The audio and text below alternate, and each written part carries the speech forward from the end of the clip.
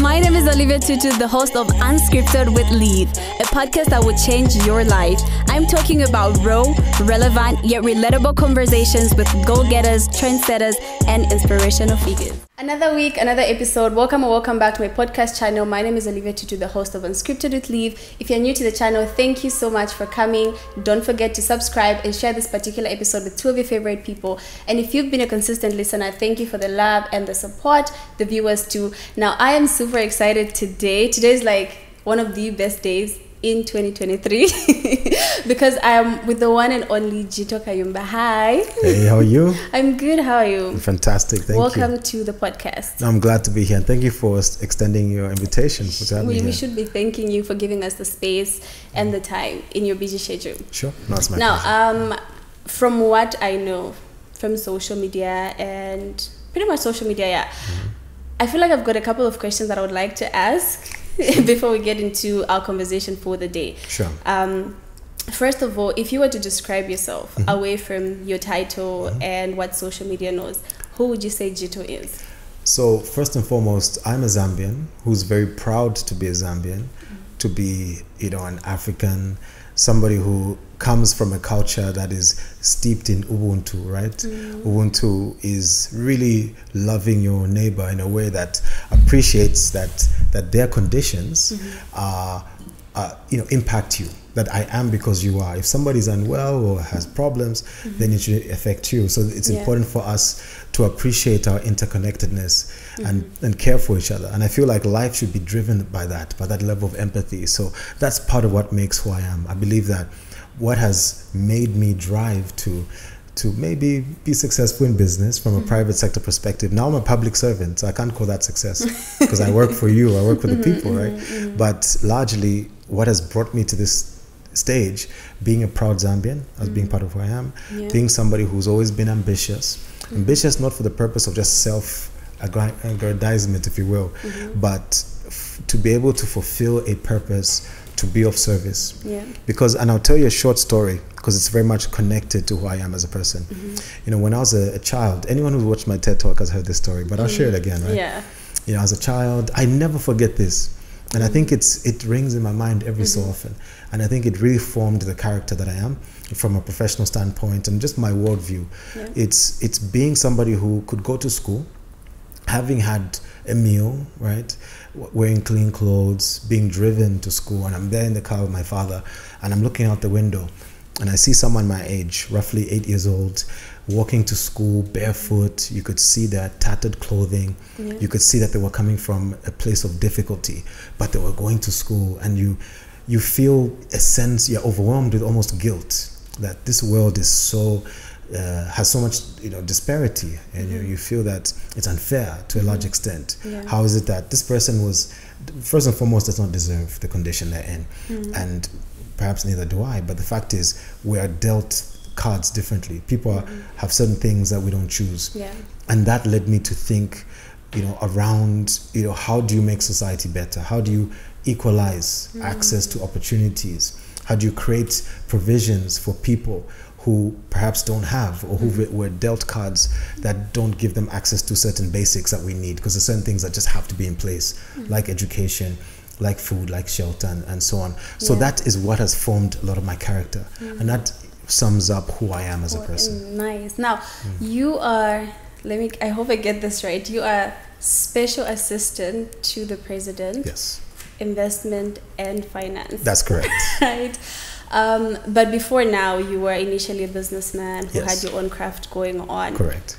How did you feel when this appointment came? Like, did you see it coming? Did you not see it coming? How was it like? Well, first and foremost, it was an incredible honor. I'll tell you a little bit about before and after the transition.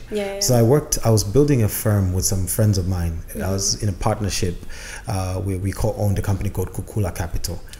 It's been responsible for a lot of innovation in the finance world.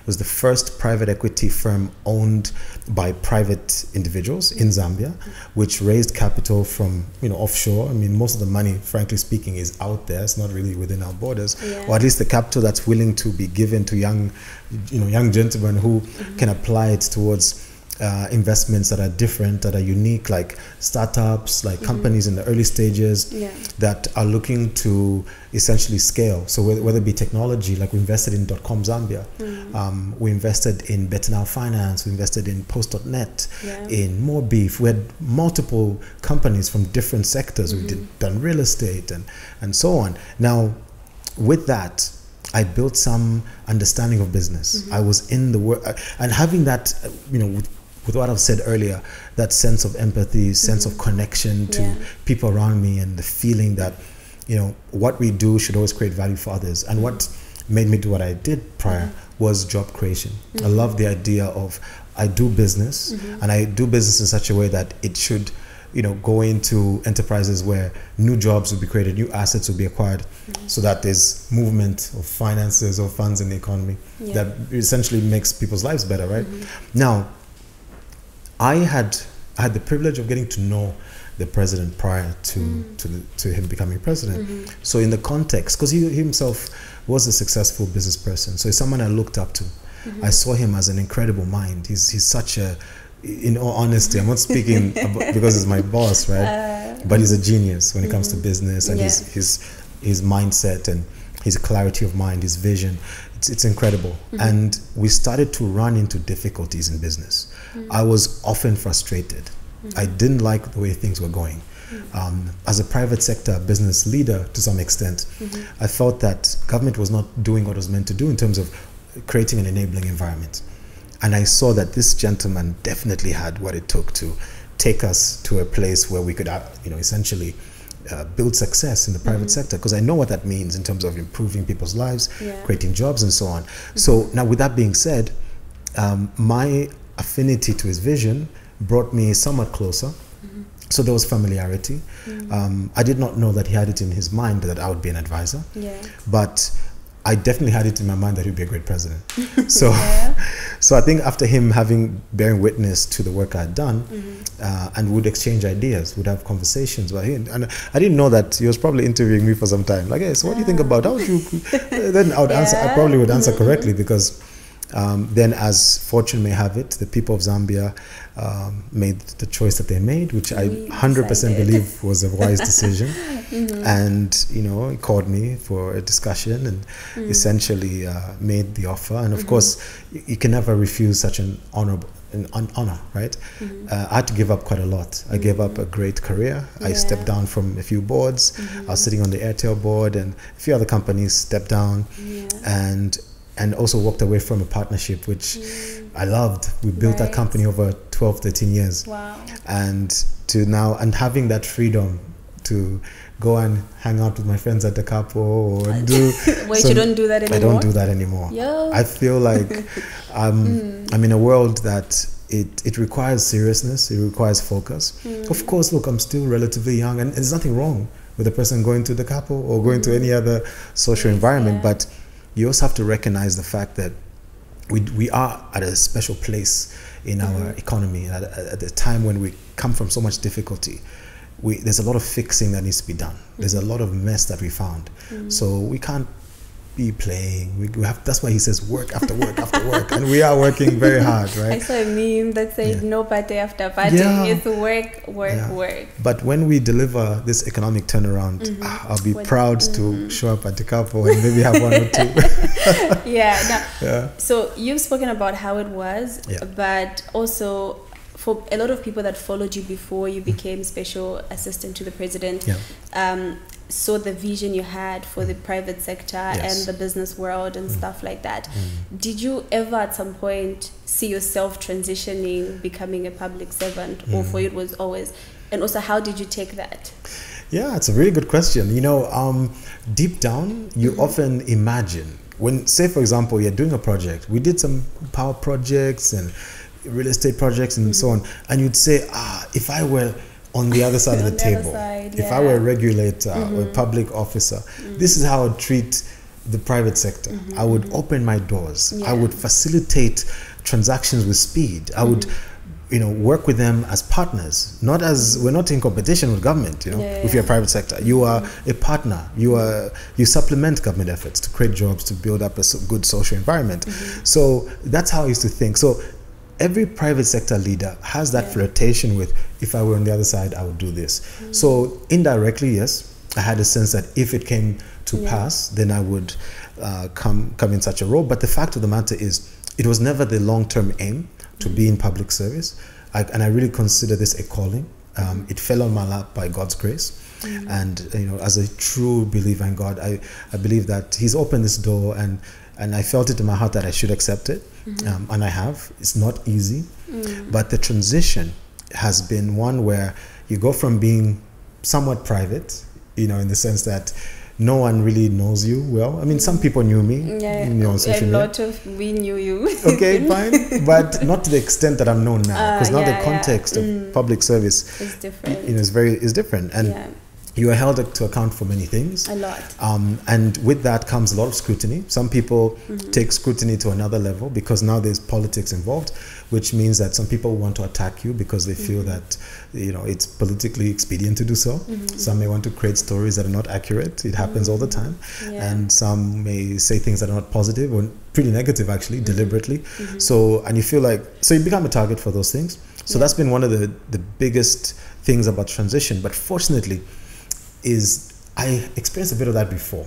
So I was somewhat prepared. And then the other thing is working within a framework that you don't fully understand. At the time, you see, the civil service is interesting. It's a very, not very dynamic, but it's a system. It has traditions, it has conventions, structure, regulations, which you have to learn. When you're from the private sector, you have to appreciate it, understand how it works, recognize and respect those who've been there before you, who essentially preside over that system, or who at least understand it, appreciate it, and have been the anchor of that system for many years. So I've made myself a student, and I embrace and engage with my colleagues in the civil service, regardless of the hierarchy.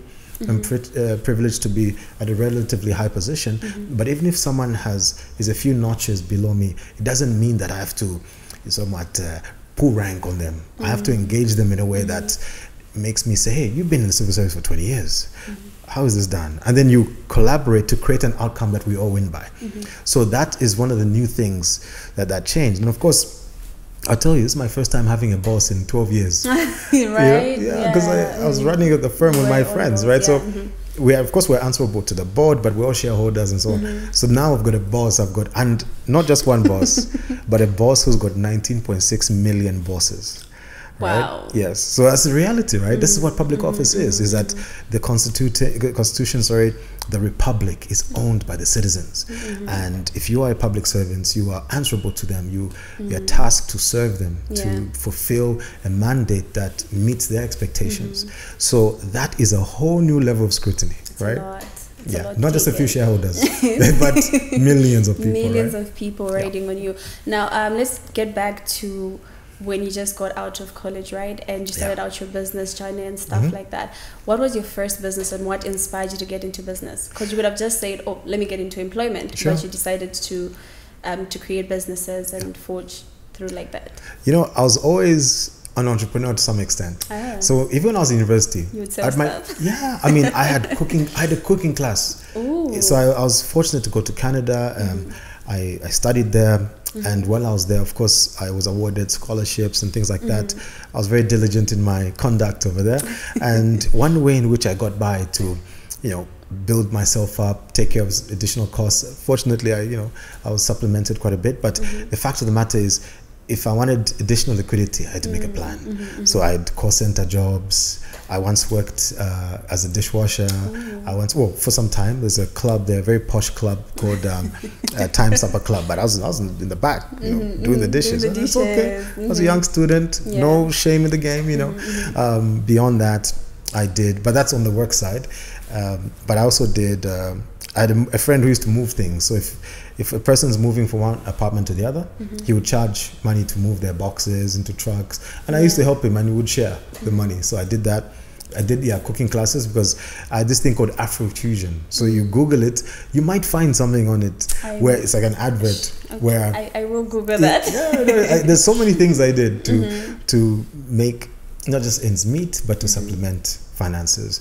So cooking class. Then I once actually together with some friends, put together a short film, because we wanted to raise awareness on certain social issues. And we obviously did it, sold tickets for it. Of course, it made a profit, which was good for the association I was working with. So it was a not-for-profit venture. It did make a profit, but it went back into the project. So I had to apply myself from an entrepreneurship perspective in different ways, and it requires creativity. So beyond that, I worked in consulting, advising people on building business plans, raising money from banks, looking at how do you build a checklist, or how do you fulfill the conditions precedent before you get money. And then what else did I do? And then, of course, by serendipity, by the grace of God fully, is the connection I had with my business partners, the then business partners, who were building a small finance company, Kukula. And then I bought in. Kukula means redeem, right? Kukula means growth. Growth, okay. Yeah, Kukula. Okay. Kukula, maybe it's Kukula. Because Kula, grow. Kula. Now it's cool to grow. Maybe it's something like that. Okay. So the idea, and so the name is, the original English name was Growth Capital. Oh, so they said, no, that's not a Zambian word. We wanted Kukula. to have the feeling of Ubuntu, like close to the heart, close to home. So, and that became the business. Yeah. I once did trucking. I did a few other things on the side, but that weren't too great. But really, my heart, my mind, my focus was in finance.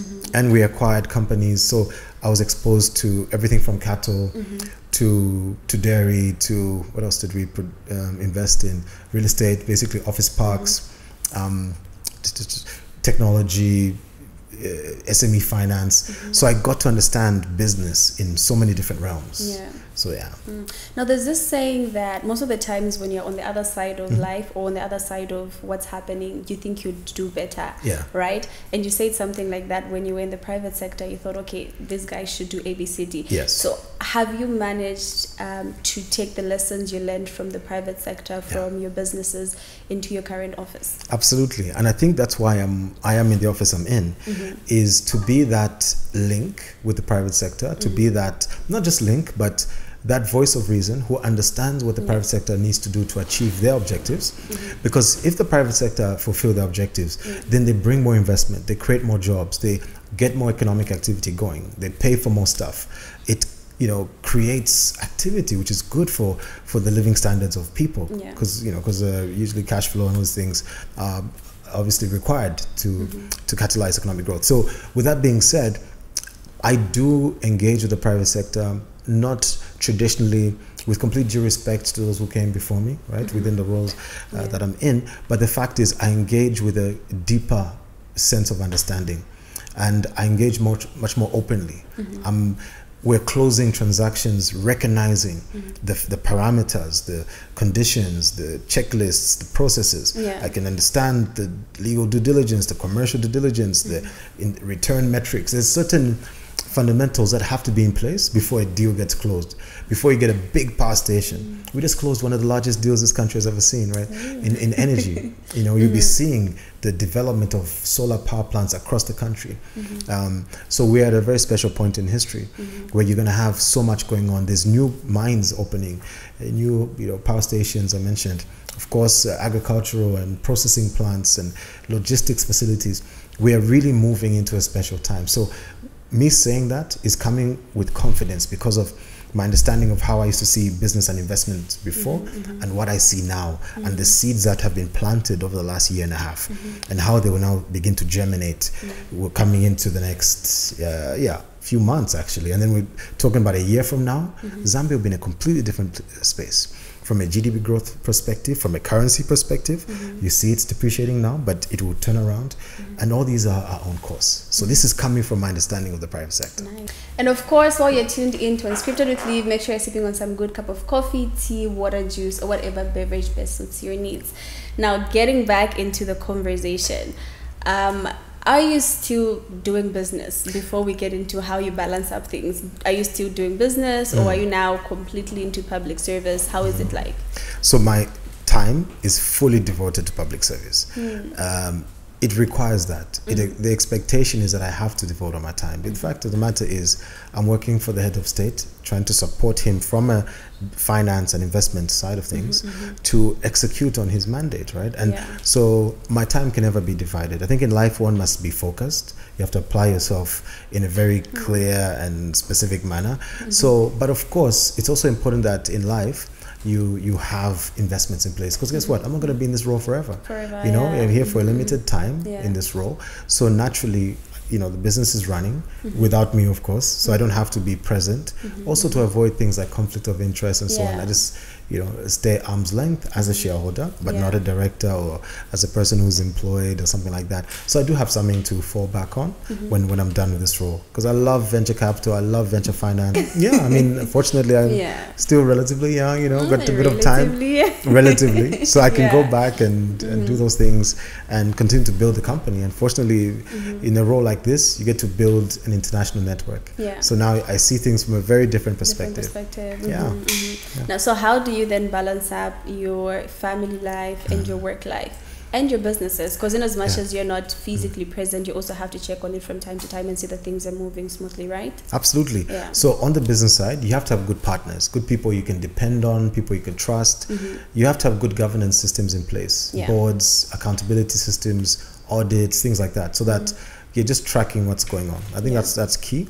Now, of course, I maintain friends, I interact from, you know, time to time. It's important to have me time, right? Me time. Where you, after work, of course, we work late from time to time, but you can relax, you could read a book, you could have conversations with friends, with family. You have to be deliberate about devoting time to people who matter in your life. If you don't, you could lose yourself, because at the end of the day, that's what matters more than anything in the world. It's your family, it's, you know, it's part of your well-being, your mental health, and so on. So I definitely apply time with that. But of course, being very organized with a very good schedule. I schedule my days pretty well. You know, obviously I use the Google Calendar. Everything is infused, connected between my email, my phone, and all the sorts of devices. So I'm working with that. And I put everything clearly, even things that are non-work related. So I'll schedule maybe a catch up with a friend over coffee. I'll schedule me time, right? Me time. You know, reading time. What does me time look like for you? Oh, me time. Okay, it's I no longer have time to like watch a movie, but just to sit back and relax. Like, at this point in time, it's a privilege. You know, time is very scarce. So to even have an hour to yourself, an hour or two, just to reflect, even sleep, good night's sleep, I value it. A weekend interacting with loved ones is also very important. Just your presence. There's some people in life, that's all they need. They don't need much more. Just your presence, you know, your attention, and I value that. Nice. You know? Nice. So Liv, we obviously had to change location, right? Because that sun was creeping up on my face. So this is a lot better, right? No, it's good. It's perfect. Good. Let's do it. Now, my question is, how does one's personal life and personality trait affect or influence their business life, if at all it does? You know, your personality, your personal life finds its way in your work, in your professional space. So it's important to have your personal life, your private life, basically the foundation of who you are in order. So say you're a family person, and for some reason or another, things at home aren't okay. You know, to a large extent, it will affect the way a person makes decisions at work, the manner in which they interact with other, you know, workmates, colleagues, business associates. So, and people carry baggage. You know, life is structured in such a way that whether you're in traffic, when somebody just tells you off very aggressively, it's more times than not, it's not your fault. You find that they're carrying something else. So it's important for us to maintain a degree of calm, of maturity, of you know, being in a state of stability and clarity.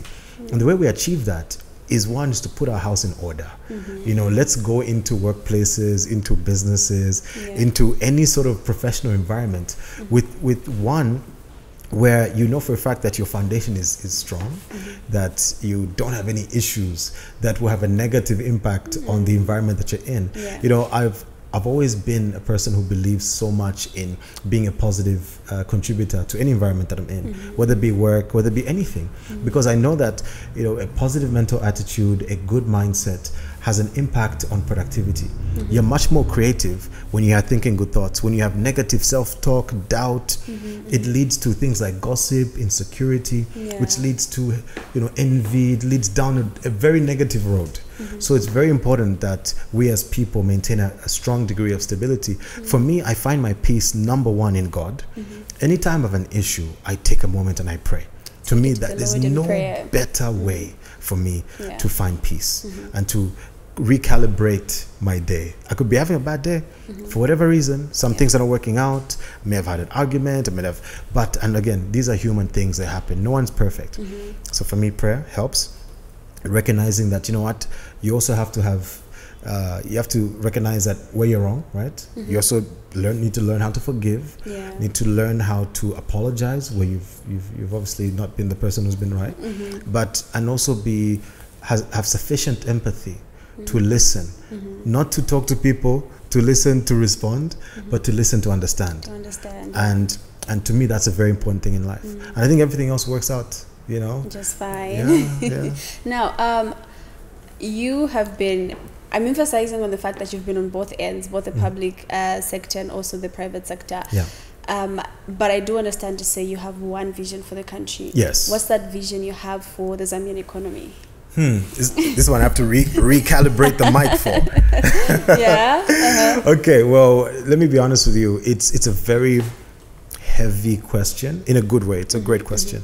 It's a question that's necessary to be asked by a young person to somebody who sits in the office that I sit, because we've got a certain visibility. There's a certain vantage point that we have, and we have to have clarity of vision. We have to have a plan, something that will deliver on what the Zambian people asked for, and because at the end of the day, we represent you and your listeners and the 19.6 million people out there, right, who carry that amazing green NRC that makes them a Zambian. So it's to them that we owe a future that is bright, one that takes them out of a negative situation to a positive situation.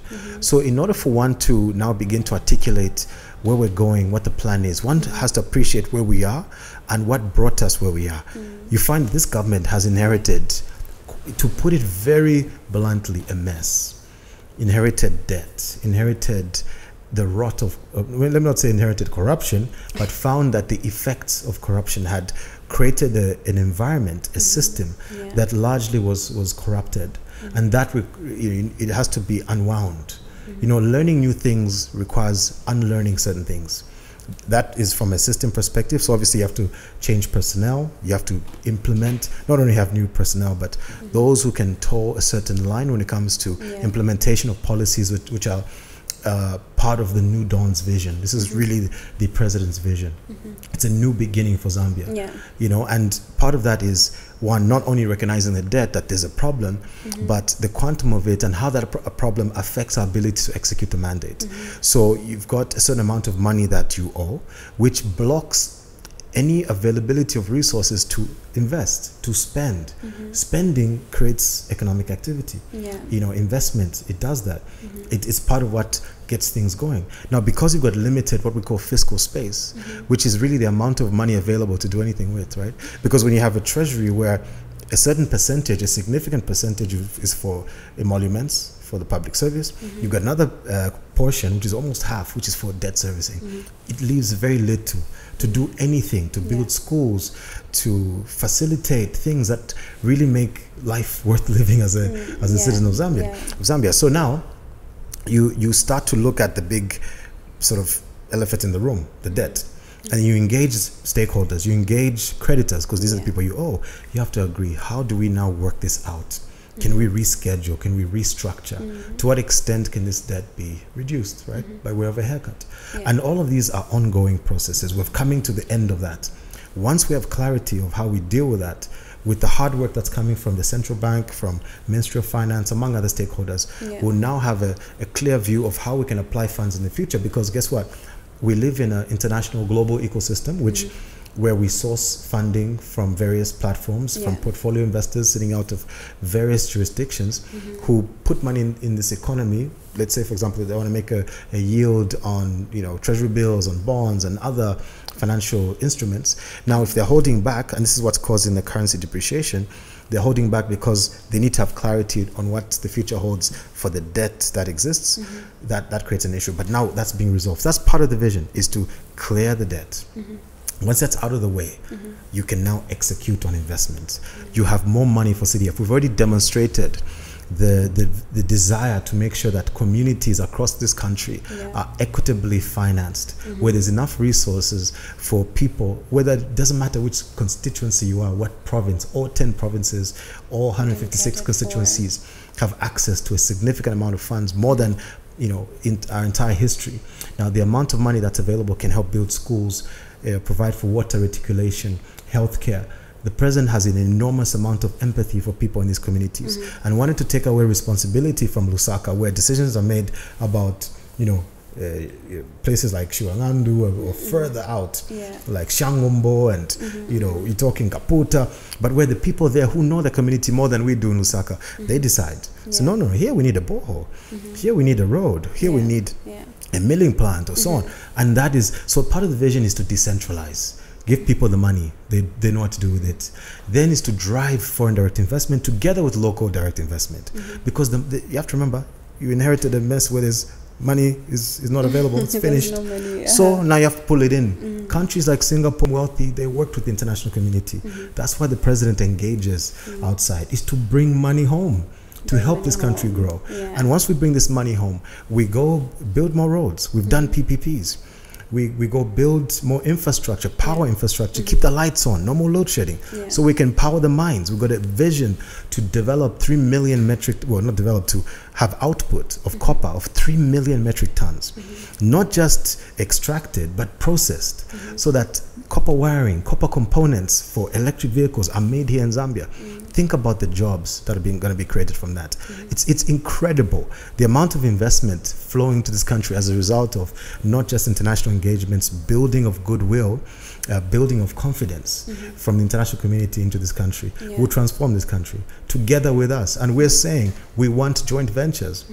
When you come, regardless of which part of the world you come, you have to partner with Olivia. If you're going to build a factory, you have to partner with Mr. Banda or Madam Mulenga or whoever to essentially keep wealth locally, so there's not externalization of profits and so on, but at the same time that capital is creating jobs and the treasury is collecting its fair share. So it's a combination.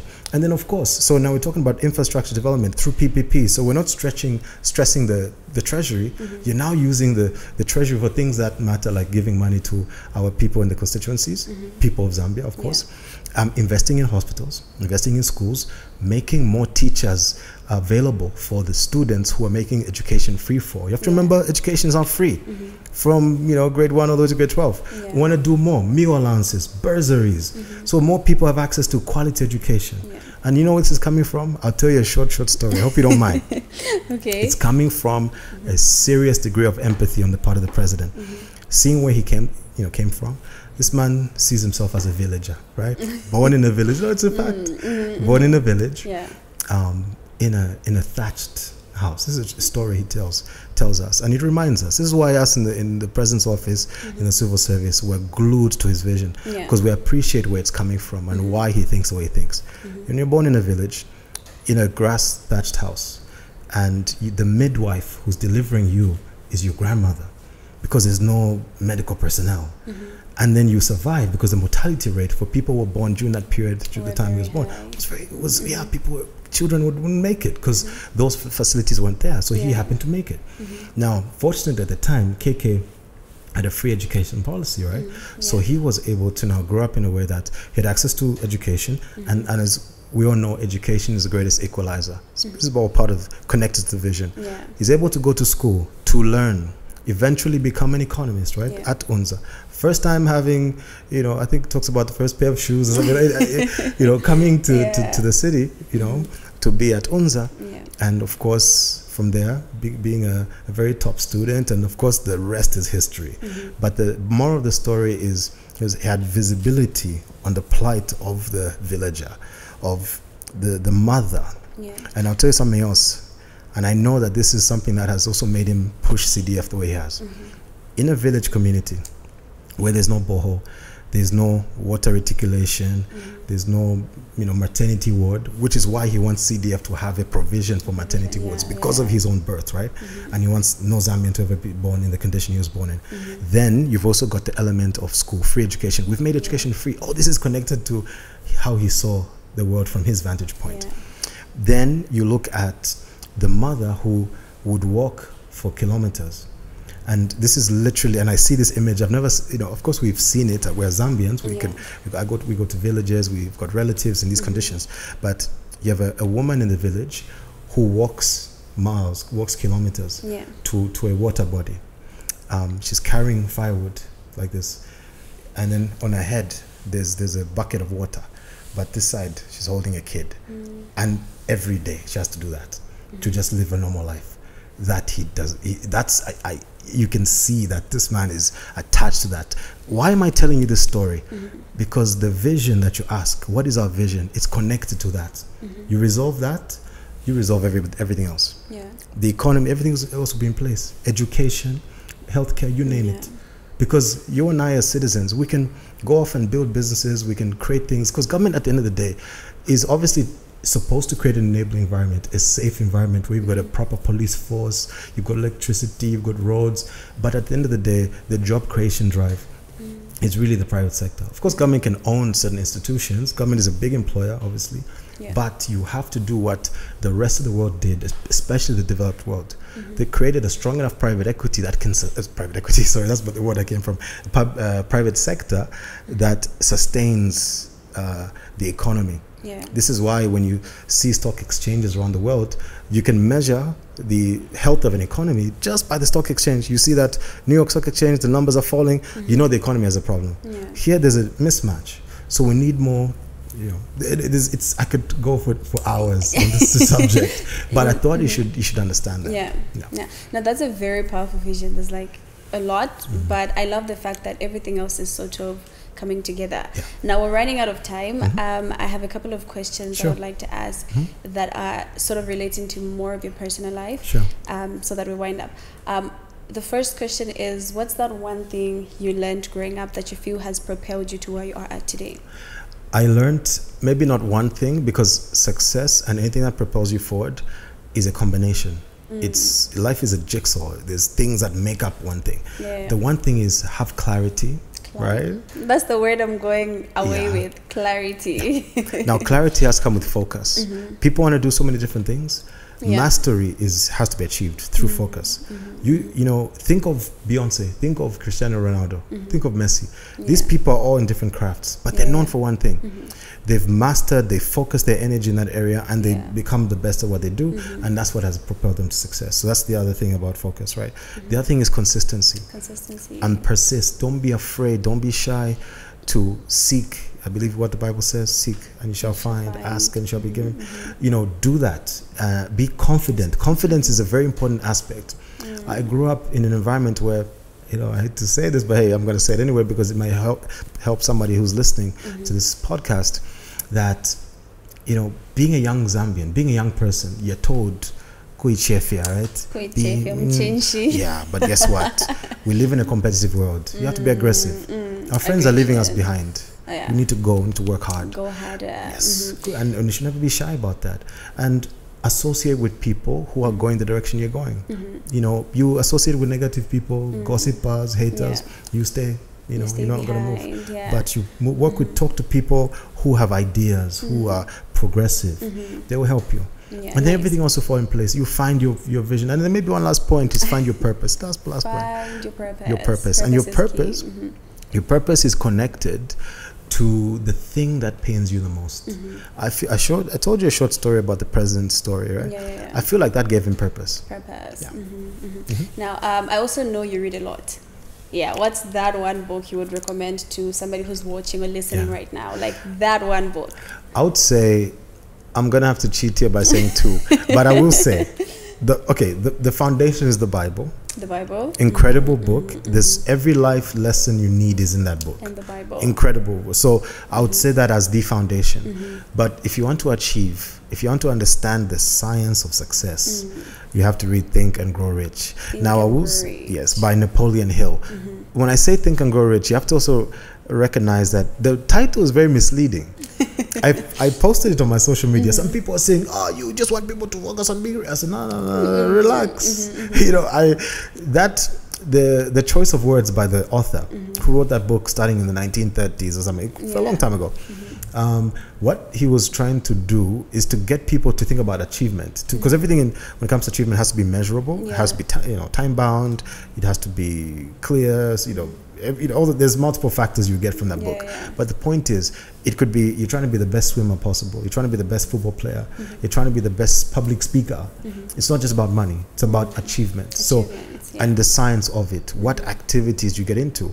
I spoke about being positive. It's in there. I spoke about associate the right people. It's in there. I spoke about being, all these factors are in there. So I believe that, of course, the fundamental points come from the Bible, but that one gives you the playbook. And I would have to read it again. Yeah. Oh, you've read it? Yeah, I've read it, but I would have to do a retake again. I've read a number of times. You can also listen to it. I mean, there's different ways I consume that book. There's interpretations. You see it on YouTube, and by the way, YouTube is like a great place for master classes, right? You can learn anything on YouTube now.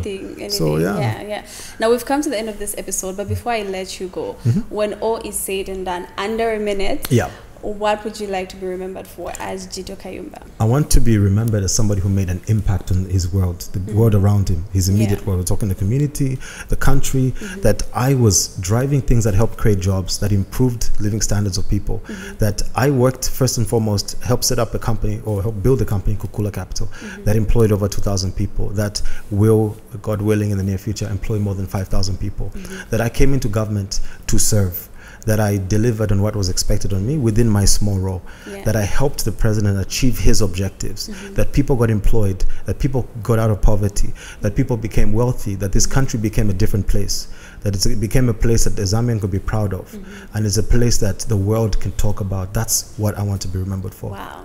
Now that's a lot. I love that everything is centered on Ubuntu, which is something very powerful. Thank you so much for coming through to Unscripted with LIV. We hope to have you again soon. Please, I appreciate it. Thank you so much for having me. And thank you so much for listening up until the end or watching up until the end. Now remember, the vibe is for you to subscribe to this particular channel, for you to get more inspirational videos, for you to interact with people that you'd like to see, that you can't see, but I bring them to you right here on this channel. And like I always say, I'm going to say it again, I don't want to be known for what I'm against. I want to be known for what I'm for, and I'm for people regardless of who you are. I love you, but God loves you more. See you next week, same time, same place. Bye for now.